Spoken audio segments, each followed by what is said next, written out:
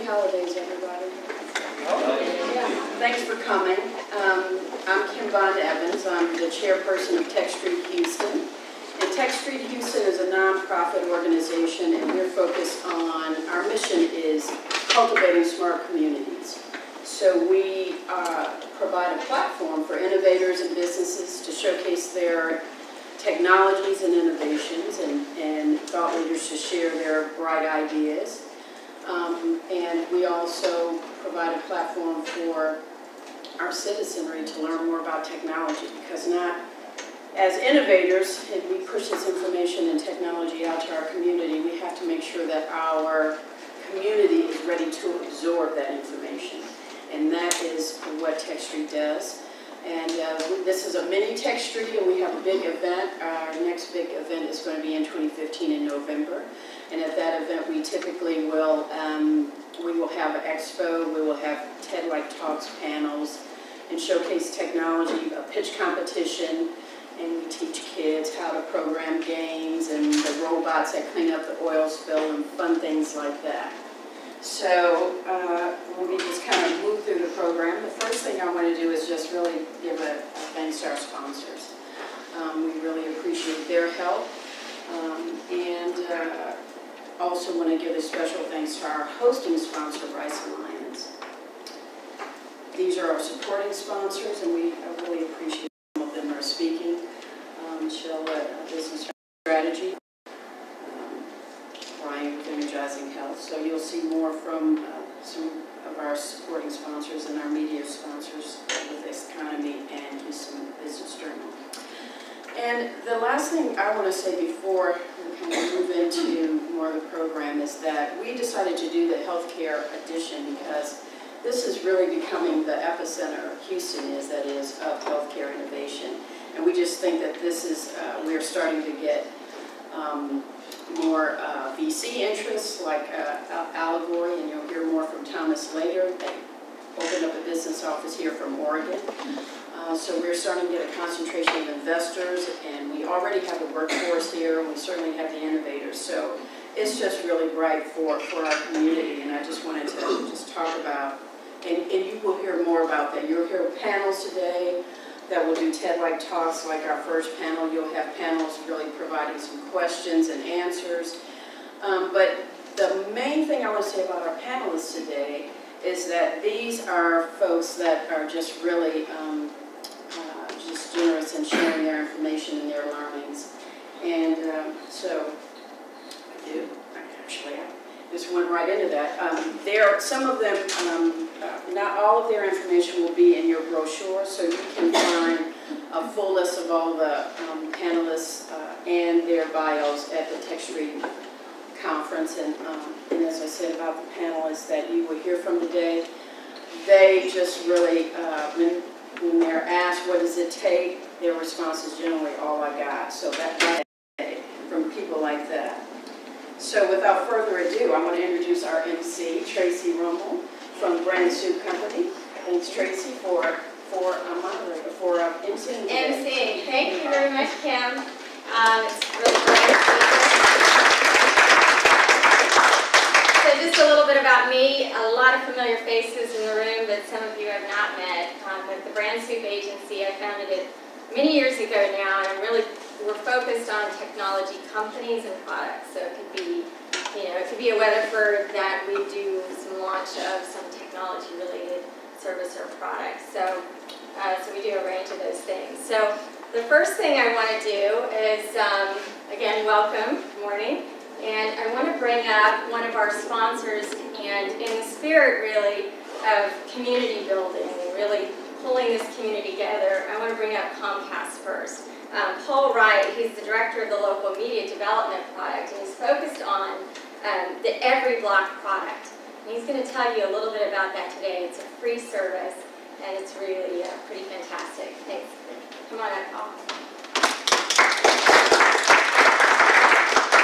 Thank you, everyone, very much. Again, my name is Paul Wright. I'm Director of Local Media Development for Comcast, and I'm a visitor here. I'm out of our Philadelphia headquarters. And as Tracy said, I just want to take 2-3 minutes before you get into the real important conversation you're going to have with your panelists, and just introduce, give you actually a sneak peek about Every Block, which is a service we're launching next Monday here in Houston. Mayor Parker's going to be giving a press conference about it. And it's all dedicated to just helping people find out what's going on in their backyard. That is, I care about my neighborhood, I care about my district, my block, and I want to see out of all the information that's being developed and pushed out here in Houston, what is being talked about in terms of the area, the community that I care about. So rather than listen to me kind of talk about it too much, I'm going to give a quick video presentation here. It'll take a minute.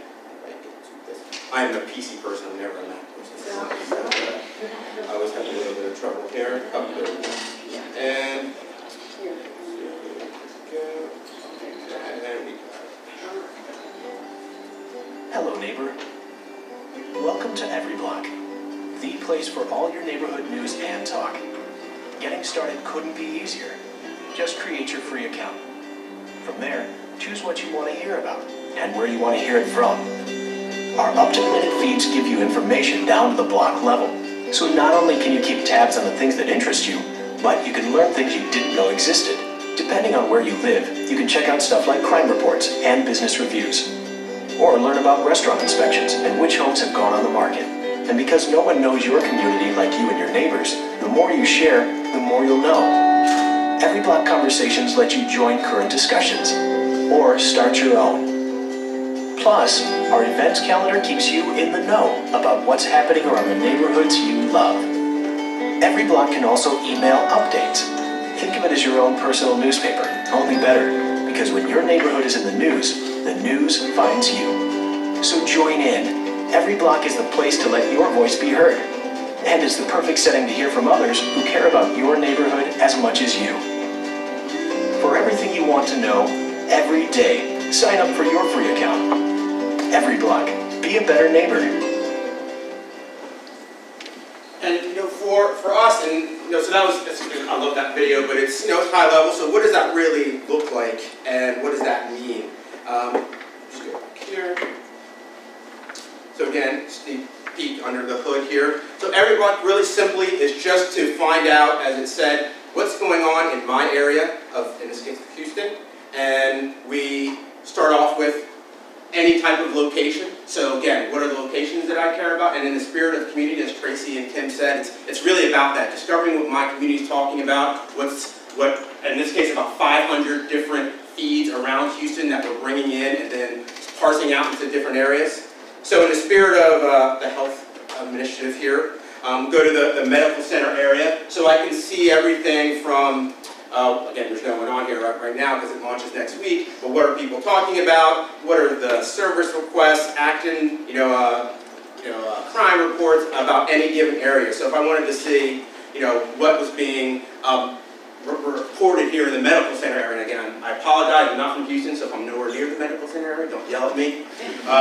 But basically, that's it. So it's really just to help engender community and provide information about the areas that I care about. So again, thank you very much for having me. We'll turn it back over to Tracy, and I appreciate the time. Have a great rest of the day. Thank you.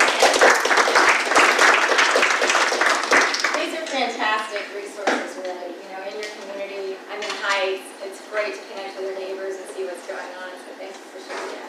Just a couple of quick housekeeping things, and we'll get right to it. If you need parking validation, I've got it, so come see me. And then, and I don't want to fail to mention that Opportunity Houston is here. Is everybody familiar with the campaign, Opportunity Houston? Have you noticed there's a lot of great press coming out about Houston lately? We used to be on all the bad lists. I noticed that. So all of a sudden, the best economic, area. I am seeing so many good things out there. And a lot of that, not all of it, but a lot of it has really been driven by Opportunity Houston getting the good news out, right? Sharing the good stories. So they're right outside. They've got a wonderful campaign going on called No Limits, really featuring people doing great things. And it's really a neat campaign. And by the way, they're taking it to South by Southwest. So that'll be a great stage, right? The story is even bigger. So please check it out outside.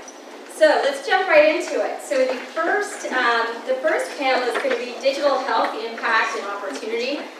Deborah Vollmer Dahlke is going to be moderating that for us. And I want to invite the panelists to join us here at the table. I talked a little bit about Deborah. Deborah, who will then introduce the panelists. Deborah is a behavioral health researcher with a focus on cancer survivorship and chronic diseases. She's developed and collaborated a number of mobile apps, including My Health Finder. And she was co-founder of Zilliant, where she had a lot of success in venture funding and bringing in $14 million. And her background also includes McKinsey and Deloitte, just to name a few. So welcome, Deborah. Thank you, and I'll hand it over to you. Thank you. So I get to introduce our panel, which is an exemplary panel. And I'll kind of go in the order that we're going to talk, that we're going to speak. And so the first one is Dr. Sivaram Arabandi. And Sivaram is the founder of Ontopro, LLC. Think Semantics, Tame Silos, which is a great tagline. He's a surgeon, an informaticist, a digital health entrepreneur, specializing in clinical ontology, semantic web, and big data solutions.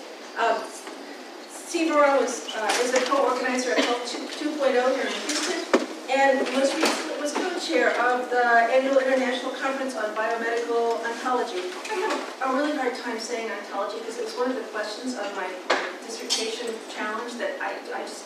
So I'm going to go from there to Phil Beckett, who will be our second speaker. Phil is the Chief Technology Officer and Privacy and Security Officer for the Greater Houston Health Connect, which is the UCI Health Exchange in Southeast Texas. He trained as a biochemist and in biochemistry and metabolism at the University of Aberdeen. He came to Houston as a postdoc, where he worked in Children's Nutrition Research Center. And at Texas Children's Hospital, he developed a rapid rapid amino acid assay. It's the AAA thing that got me. Used to perform protein clamps and measure insulin sensitivity for children with diabetes. He kick-started his IT career in the neonatal ICU, writing interfaces to capture patient data electronically for monitoring systems. So he's probably still working with patient data and monitoring systems today, and we're very glad to have him here. And finally, we will have some communication from Christopher McCord. Chris is co-owner and managing director of Healthcare Growth Partners, HGP, which is an investment bank and strategic advisory firm that's focused on healthcare informatics and digital health. He's run this since 2006, so he's an old-timer now, because he's been doing the same thing. Chris has closed over $1 billion across 60 healthcare informatics and digital health transactions. Probably more than any other firm in the field in the U.S. or globally, Chris? U.S. probably. US only. I mean, there's it's much of an quite industry global. globally. Quite Yeah, global. it works great. So Chris also serves as an advisor, an investor, and a mentor to emerging companies in healthcare, and he's a regular speaker on the topic of health informatics. So with that is our panel today. I'm going to kick us off with some top 10 trends, and these may not be the top 10, but they're 10 trends in digital healthcare, and why should you care about them? So the first is global population. We are growing, and we are graying. Actually, the U.S. is graying a little bit slower than the rest of the world. We're about 8 years younger in terms of the age of the elderly in the rest of the world, but we'll catch up soon. So, growing, graying, and unfortunately, getting sicker. Sicker is chronic disease.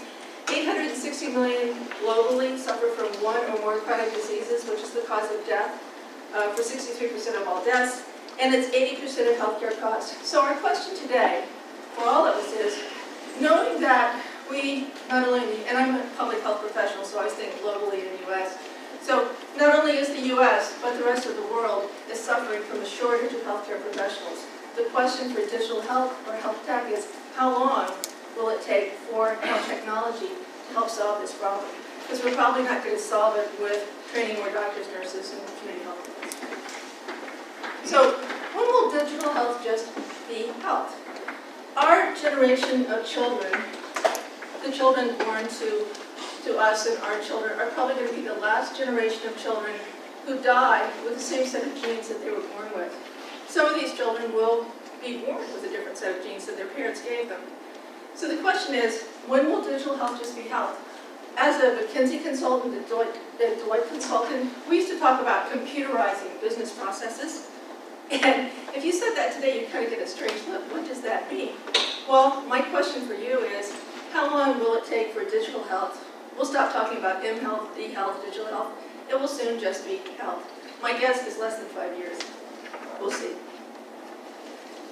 I thought this slide would come up a lot today, but it's true. It's not only the intersection of biology and technology, it's also the intersection of genetics. So quickly, I'm going to run through 10 digital health trends.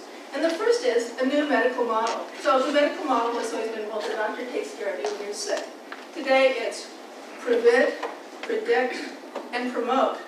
So an example of that is physical activity. Physicians are now not only asking as the fifth vital sign, how much physical activity did you have the past month or past week, but they're also writing scripts for physical activity. It is a new model for us. The emergence of personal genomics. I was at dinner at the stem cell conference the other day, and the woman next to me told me that her genome had been sequenced twice. I felt inadequate. Mine hasn't been, but it really is. It is less than $1,000. We are using personalized medicine now in cancer and many other chronic diseases. And we have companies like 23andMe where you can have your own genome sequence. The think before you spit actually came from the CDC, and it is not about the sidewalk. Sensors and body data, we probably 2/3 of you in the room have a company or thinking about a company with sensors. How many of you are wearing a sensor today? Okay, I'm surprised. I have mine on. How many of you are wearing sensors that do multiple things? How many of you have smartphones? Okay, you can hook them up. Biohacking. Biohacking hasn't been in the news a lot, but it will be, I think, unfortunately. So biohacking is kind of a spectrum of things. It goes from the white hat biohackers, or like the engineer that created a 3D printed hand for his child who was born without a hand. So that's a good biohacker. But the spectrum goes kind of gray and black. There are biohackers who are without benefit of clinical practices or IRBs or anything else, who are inserting mechanisms into their bodies. There's also the couple in the condo next door who are at night who are doing genetic re-engineering. Biohacking is the people who are using biohacking ethics from shades of white to gray to dark in biology. Brain enhancement. Brain 2.0, I think it sounds funny, but I think if Obama is really known for anything in the next 20 years, it will be for funding the brain program and for allowing that program to be funded. Brain enhancement is a collection of a lot of different technologies. It is probably the most disruptive. It is both physical, biological, physical, mental, and behavioral health. I would suggest that within 2 to 3 years, when startup companies come to VCs, they'll be showing a screen print of, here's the prefrontal lobes, and let me talk to you about what this does to the amygdala. It is going to be part of our discussions and our technology. It is now and will be more so very soon. Neuroprosthetics are a great thing. I have a brother who's handicapped. I think that neuroprosthetics is when you can have two-way communication between the brain and the nerve system to something that is helping a disabled, a wounded warrior, someone who has lost part of their body or their functioning, is now integrated into their systems. Bioprinting. I should say bioprinting and stem cells. So most of this is still in the lab, but we are bioprinting tissues of noses, ears.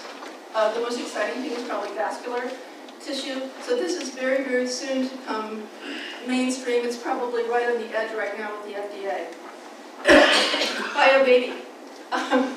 In February of this year, the FDA had a hearing on mitochondrial technologies, and it's basically the three-parent child. It's when they take the nucleus of a mother who has mitochondrial disease and actually provide data or information, genetic information from another female in order to create an embryo that's transplanted. So we're discussing this now with our government. At that point in time, the findings were that they felt it was too early on in terms of both in vitro and animal trials to consider it fully at the FDA, but it's something that's happening in our world now. AI and robotics. I'm not going to talk about this much because Sivaram is going to, but I think AI is something that's gone in and out of favor and venture and everything else. There's Watson, but there's probably more than anything. It's like if you look at Google, And why did Google buy Nest? It was all about the data. You know, it was about the data, but it's about the data being used to train the AI. Last is becoming bionic. So this image is from the Google diabetic contact lens, which is in trials right now. So it will be out on the street fairly soon. But bionic isn't just us implanting or using parts of technology into our bodies. It's also taking parts of our bodies, taking cellular structures, and putting them on a chip. So I think one of the most innovative and again disruptive innovations in this area is the organ on a chip, which has the potential of significantly advancing medical science more rapidly and also truly changing how we do clinical trials. So that are my 10 digital health trends. And I will next let Sivaram take the floor. Thank you, Deborah. I want to start off by thanking the organizers for giving me this opportunity to present this panel opening. So thank you, Ken, and the organizers. So I want to step in a little bit, going from the devices, the digital, all the digital trends that Deborah talked about, and look at data. But just step back a little bit. And if you look at the larger picture of data trends, you see about 90% of all the data in the world has been generated over the last 2 years. And people say that it's doubling every 2 years. But who knows, right? We make up these numbers. Anyway, we do know that there's lots and lots of data being generated. To the effect that Facebook users recently, in 2014, they were sharing over 2.5 million pieces of content per minute. That's a lot of data that is being put out on the web. Now, if you look at healthcare itself, Deborah mentioned things like genomics, imaging, wearables, and all that. One more thing that I want to add to this, which is generating a lot of interest and lots of data, is about the microbiome. It's the bacteria that live within us, in our gut, and taken together, the genetic content of that is far greater than the genetic content that we humans have. Then there are the other things like clinical decision support, the chronic disease management, provider versus patient-centric,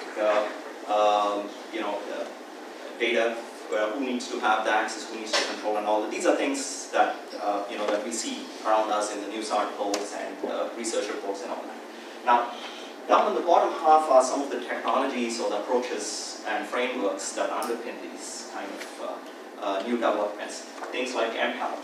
We hear of cloud all the time. We hear of big data.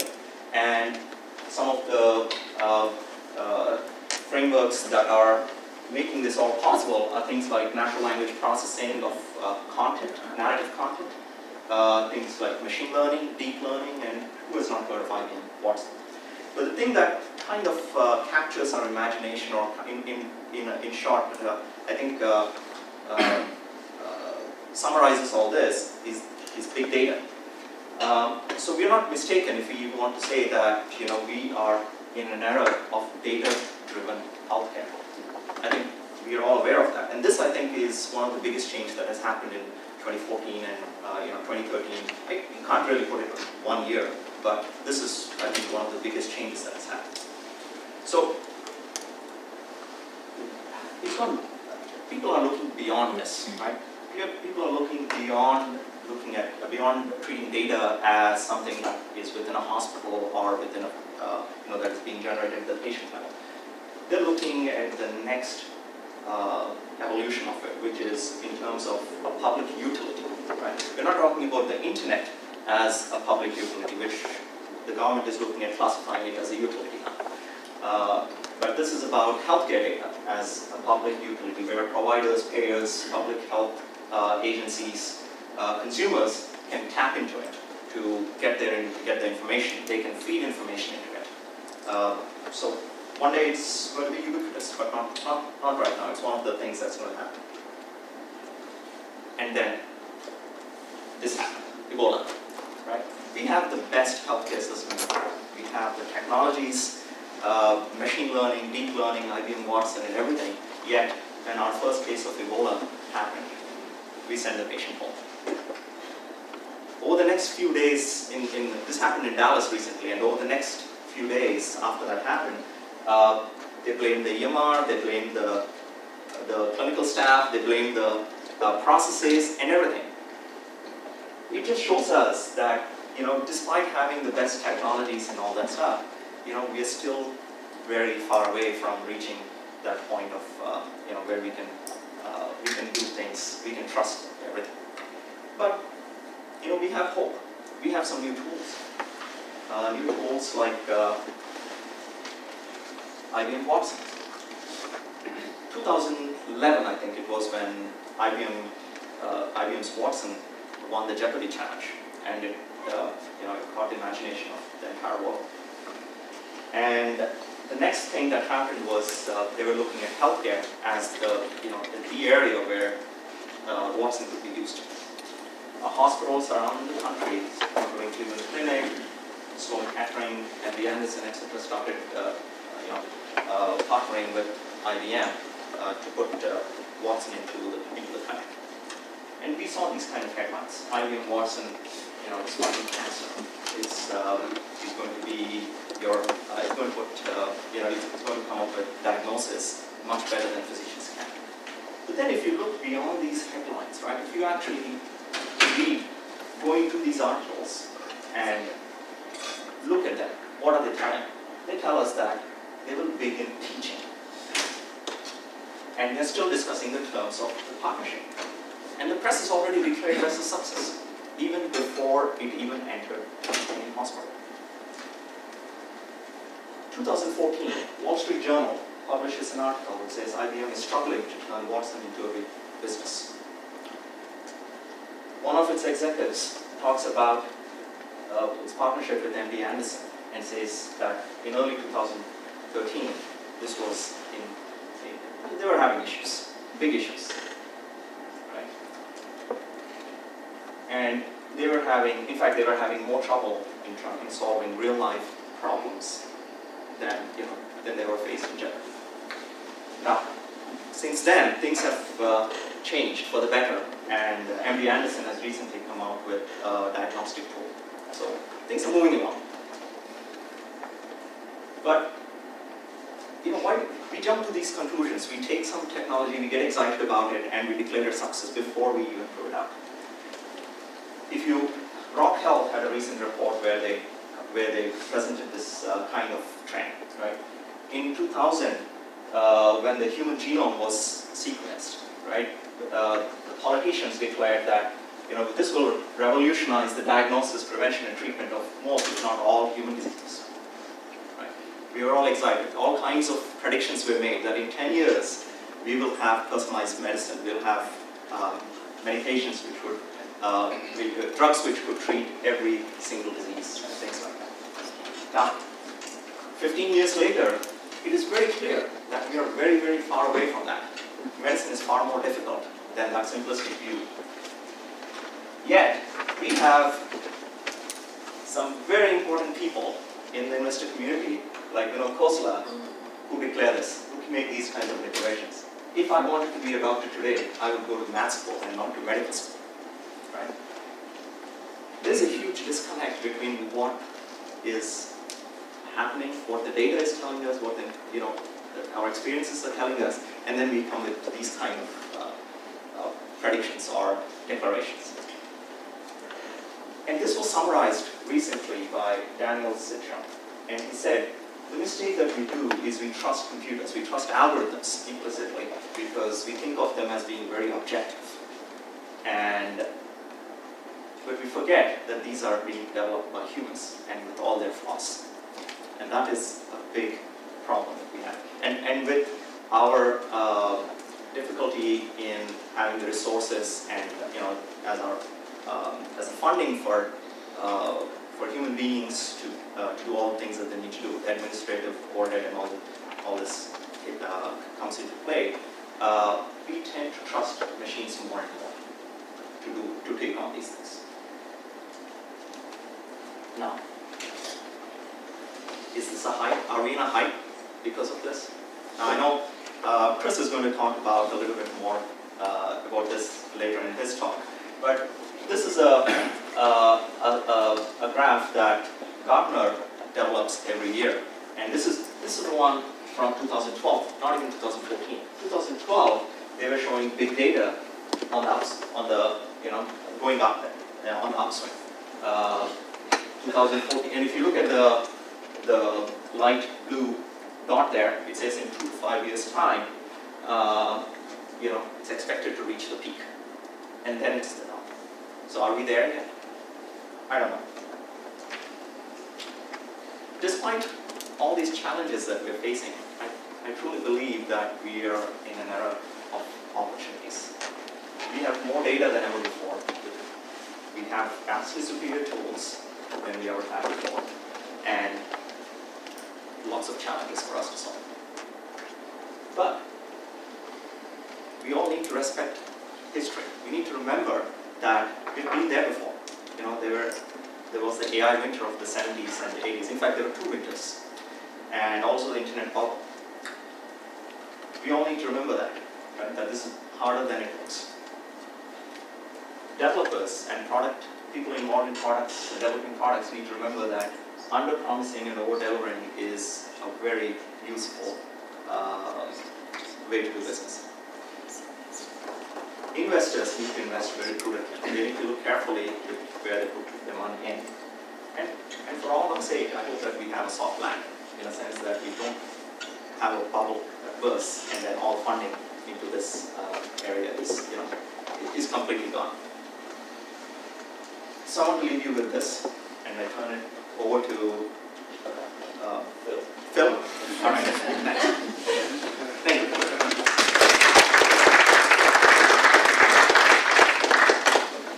Thanks, and also thanks for the opportunity for a big company. I want to know what happens when we don't communicate, when we don't share. We make mistakes, and bad things happen. It might be inconvenient, expensive, and embarrassing. If it's in healthcare, it might be life-threatening. Not a good thing. So the message I'd like to leave with you is, that more data doesn't make more emails in your inbox doesn't help you make better decisions. It's about the workflow. It's about getting the right data to the right people at the right time.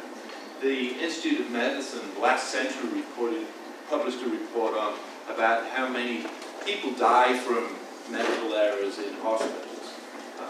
The data that comes out today show that hasn't improved a lot. We're not there yet. To Shipman's point, I think there's a lot of opportunities in here. I want to give you some real-time examples locally here in Houston of kind of some of the opportunities and where we are. If you look at the state Medicaid budget, it's about 20% of the whole state budget. It's a lot of money we spend on Medicaid. But if you look, and then you look at Harris County, we have about just over 500,000 Medicaid recipients in this single county. Average cost is almost $5,000 per capita. But if you take that top 1% of those Medicaid, the top 1% of utilizers, it's about 6,000 people, $860 billion. That's $140,000 per person. That's not because these people are having expensive cancer treatment or they're getting Hep C treatment, at $100,000. It's because their care is not being coordinated, because they're going to the ER for the common cold. Things are just not coordinated. It means us as taxpayers are spending a lot of money. It means those patients are not getting a good experience. This is a true story of an ER case. This is a simple example. A 60-year-old woman turns up at the emergency department on a Friday night with a urinary tract infection. She's had one before. She knows what it is. Says, I don't want to deal with this over the weekend. Can I get some antibiotics to clean it up? The ER doc says, are you allergic to anything? She says, I'm allergic to penicillin. So he prescribes an alternative, which is a sulfur drug. She's back in the ER on Sunday with Stevens-Johnson syndrome. This is a really severe reaction to sulfur drugs where your skin's almost on fire. It's like a burn unit and things. It's a really bad outcome. What was tragic in this case was in the PCP office was that her allergy to sulfur drugs was documented, just that the ER doc didn't have access to that information. The patient was confused. Remember, they were allergic to some antibiotic, got the wrong one. Easy mistake. bad outcomes. Harris County Jail, they have about 350 admissions and discharges a day out of our local jail. Probably 50% of the people going in there they're not criminals, it's behavioral health problems. They have good coordination of care when they're in the jail, their medications are managed, they maintain. When they leave, they're back out on the street. These are often Schedule II medications, so they can't be given anything to take with them. They don't have a pharmacy to go to. There's no one picking up that care. They go off the drugs, they get in trouble again, they're back in jail. Again, a whole care coordination problem for us as a community where left hand doesn't know what the right hand is doing. My last example is radiation exposure to having a diagnostic image. If you need one of these things, it's a good thing, but you don't need more. Background radiation in the US is about 3 millisieverts a year. A CT scan, kind of equivalent to one of those. So as an adult, it's like a year's worth of exposure. It's not a big deal. As an infant, it's maybe the exposure is equivalent to 10 times that. Your cells are growing, you've got a smaller body mass, and you've got a lot longer to live. You don't want any more of these things than you absolutely need. So knowing that your clinicians, knowing that you had this, being able to make an educated decision is really important, rather than just ordering another one. Coming back to what we do as a health information exchange then, so we try to, we're part of this solution. We're really the plumbing in this, the transmission line connecting hospitals, pharmacies. We have a master patient index in the middle. So the key part of that is saying, Phil Beckett at Baylor College of Medicine is Phil Beckett at Baptist Hospitals in Southeast Texas, is Phil Beckett at Dr. Smith out in Angleton. So we can link that all together. We then communicate results. If you've got a medication prescribed, we can make that available so that everybody's seeing a single list of medications. You can see all your problems, you can see clinical notes, that imaging centers know what's happening, that you're alerted, your PCP's alerted automatically if you go to an emergency department. Today, everyone's kind of blind to that. And then, what I really want to leave with you then, which is not where we are today. So this is really imagine where I see the opportunity. So I'm a patient. I can access my records on my smartphone. I can authorize who sees those. If I go to emergency department, I say, I need you, emergency doc, to have access to all my stuff. Here it is. That I can see who looked at my records. I've got those audit trails. I'm really empowered as a consumer to see and to know and have access to my own records. I'm not having to take files, pay $25, it takes weeks. Imagine as a provider, I get notified. I'm an accountable care organization. I'm responsible for this group of patients. I really want them to be taken care of.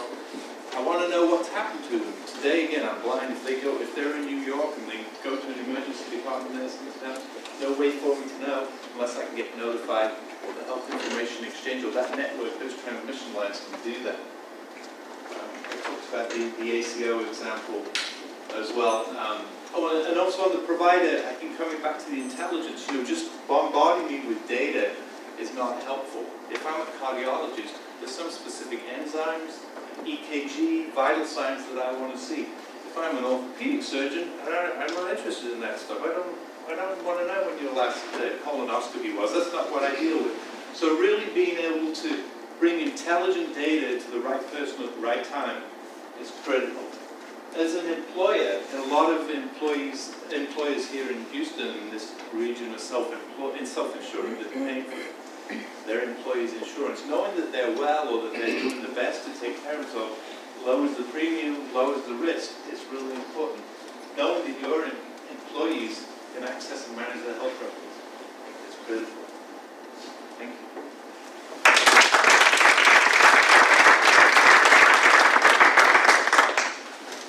Thanks, Bill. In the interest of time, I'm going to try to zip through this pretty quickly. I think everybody here would argue that the health IT market is hot. I've been in this business for about 10 years in health IT. When I started, we called it healthcare information technology. And when I told people that this is the market that I'm in, they would scratch their heads and they generally think it's pretty nerdy. Today we call it digital health, and it's a sexy space. It's drawn a ton of capital. But it's done so on the basis of strong fundamentals. And I would argue that there are three general trends that are driving the trajectory in this market. The first, on the technology side, is mobility infrastructure. Now everybody here has a device, everybody's connected. In parallel to that, it's data, basic things that we've been talking about. The big driving factor that's happening in today's market is the reimbursement transition from volume to value. We're still in the early stage of it. About 10 to 20% reimbursement is based on value. What is value?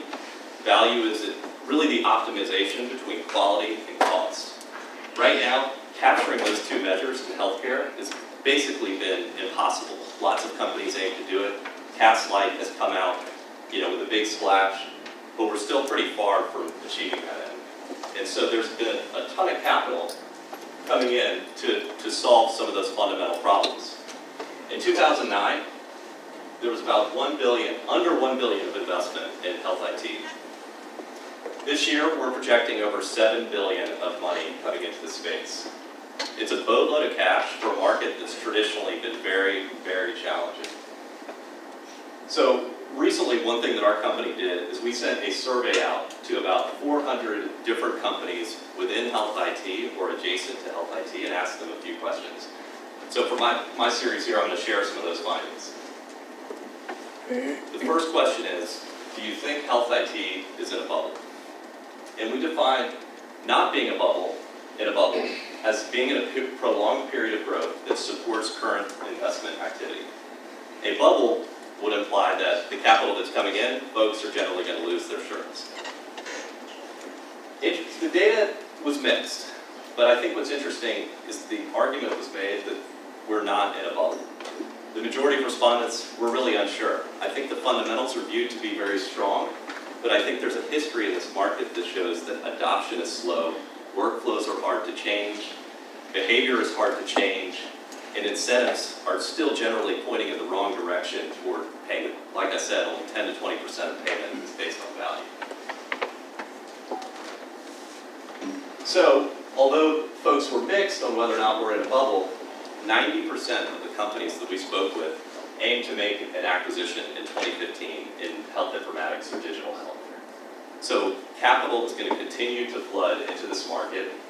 But I would also note that I think my theory is that a number of those companies are aiming to acquire, not because they see opportunity in growing, but they need acquisition in order to grow. So you can interpret the data a number of different ways. This has been a really interesting change in health informatics since we first came into this market. The number of transactions on the investment side that are occurring are coming from strategic investors. This isn't the number of overall transactions that involve strategics. This involves the number of strategic companies that we spoke with that are interested in making investments. So that's not just acquisitions. We just recently closed a deal with LabCorp as an investor, Envision, which operates a nationwide emergency physician group. Highmark was an investor in a deal that we recently did. Cambia, which is operated by the Blues plans. HCA just made an acquisition in the space. Tenet operates a huge health IT division. We sold a company to Stericycle earlier this year. Stanley Black & Decker owns a big health IT division. The mix of companies coming into the space is very different from what it was before, and I think it represents the fact that health informatics commingles across the entire spectrum of healthcare. And it's becoming really not its own market segment, but a core component to healthcare and health management overall. So in terms of where investors are looking to invest, not surprisingly, population health, that commingling of health informatics, was at the top of the list. That's where 75% of respondents expressed an interest in making an acquisition. Care coordination, very similar. It represents the decentralization of care, the fact that incentives are driving the interest in providing care outside the four walls of the hospital, which ultimately fits into that value equation, because that's where you can improve outcomes at lower cost. Well, what's interesting, a couple of sectors are not on the list. EMR, 90% plus saturation in that market. It's a replacement market now. Investors are generally not looking to put money to work there. And wearables. Wearables are hot, but they're still immature. I would argue that the technology is generally clinically meaningless at this point. The quality's not there. The FDA regulations are unclear. Reimbursement is not there. So that market, while attracting investment, is not of much interest on the M&A side. Not to say that that won't change. In terms of what investors are looking for, growth made the top of our list. The way this is scaled is probably not clear in terms of that discrepancy, but far and away growth led the list in having a large addressable market. So related to that, and I think this is good news for a lot of entrepreneurs out there, because this market is generally immature, it's still growing, and it's hard to get to a business that has 5, 10, 20 million of revenue. Most acquirers are realistic and don't have revenue expectations for the companies that they're aiming to acquire. So half of our respondents basically will look into acquiring a company with any revenue. Upwards of 85%, 5 million or less is an addressable acquisition target in this space. So it's good news for a lot of entrepreneurs. And valuations are rich enough right now to where you can get a great outcome for a business with only 5 million in revenue. But I will note that technology alone doesn't sell in health IT. What really makes this market challenging from an entrepreneurial and operating perspective isn't developing a great idea. I think the ideas out there are endless because the problems are endless. It's the go-to-market strategy. The incentive alignment is incredibly difficult in health IT, and finding a product that you can take to market that aligns the incentives across the unique stakeholders is the biggest challenge. And finding a pricing model that aligns with that is equally difficult. And so those are kind of the proof of concept, commercial validation milestones that a lot of folks want companies to achieve in order to be viable in this market. And that's it.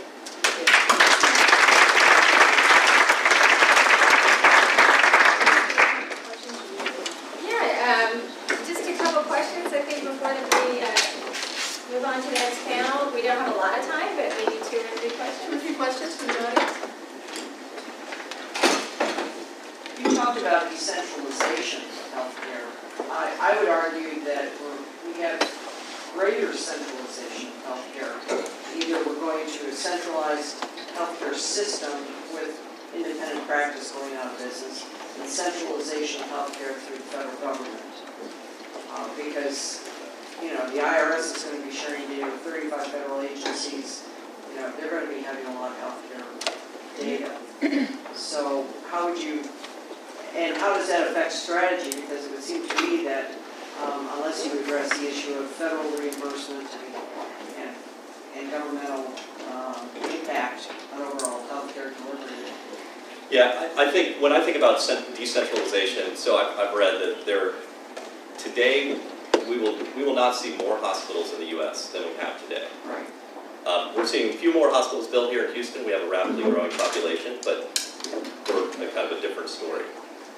And so I think that although we have a growing population in the U.S., we're going to have to see more care rendered outside the hospital in order to reduce costs. I think there is a truth to there being consolidation or centralization to the view that networks will be managed.